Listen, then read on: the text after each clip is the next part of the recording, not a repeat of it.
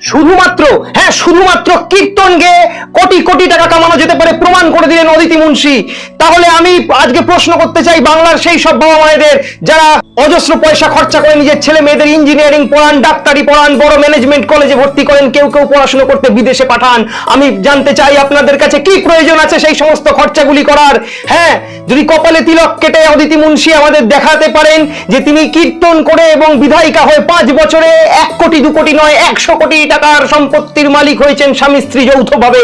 না না, কি করে সম্ভব আপনারাই বলুন। প্রশ্নটা আপনাদের দিকে ছুড়ে দিলাম। আর যদি এটা সত্যি হয়ে থাকে তাহলে আমি জানতে চাই আপনারা কেন এত পয়সা খরচা করে ছেলে মেয়েদের ডাক্তার ইঞ্জিনিয়ার বানাচ্ছেন? আপনারা বড় বড় কীর্তন গায়ক বানান।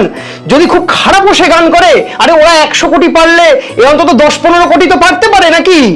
আচ্ছা, কীর্তন গেয়ে কি এত পয়সা ইনকাম করা সম্ভব?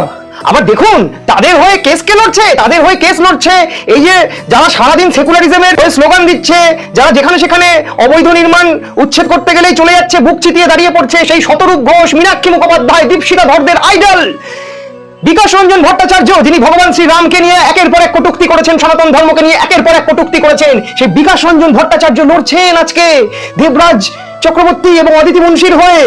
কি সুন্দর একটা দোস্তি দেখতে পাচ্ছি। আমরা তো চিরকাল বলে এসেছি ওদের এই বাংলায় কুস্তি, আর ওরা বাংলা থেকে যে দিল্লিতে চলে যায় সেই ওদের মধ্যে একটা দোস্তি। হ্যাঁ, আসলে লড়াইটা ছিল এই বছর, এই 2026 ইলেকশনে লড়াইটা ছিল শুধুমাত্র রামজাদাদের সাথে, যেখানে একদিকে ছিল রামজাদারা আর একদিকে ছিল তারা। তাই এই যুদ্ধে জিতে গেছে রামজাদারা এবং বাকি যারা রইল তারা প্রত্যেকে এখন ধরা পড়বে এক এক করে।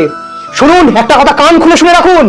কপালে তিলক কাটুক, পুজো করুক, কীর্তন গাক, ভগবানের নাম সংকীর্তন করুক, যা পারে তাই করুক, তার সাথে যদি তৃণমূলের যোগসাযোগ থাকে তাকে সাধু বলে ভাববেন না। ভাববেন না যে সে সারাদিনে একবেলার খাবার সে কোনো সৎ পথে অবলম্বন করে কামিয়ে খাচ্ছে। জেনে রাখবেন তার চেবানো প্রত্যেকটা অন্যের দানা সে অসৎ উপায় অবলম্বন করে কামিয়েছে, কোনো অনৈতিক ভাবে অবলম্বন করে কামিয়েছে। তার প্রত্যেকটা টাকার মধ্যে আপনি অসংখ্য মায়ের কোল খালি খরা, রক্তের চিৎকার, মায়ের চোখের জল, মায়ের কান্না শুনতে পাবেন। কারণ তারা এক একজন প্রত্যেকে অপরাধী। কেউ কেউ ধরা পড়েছে, কেউ কেউ ধরা পড়েনি, কেউ কেউ আগামী দিনে ধরা পড়বে। কিন্তু এইটা আমরা কি দেখলাম যে বিকাশ বাবু ডিফেন্ড করছেন, আর এতদিন ধরে শুধু বিজেমূল বলে দাগিয়ে দেওয়া হতো।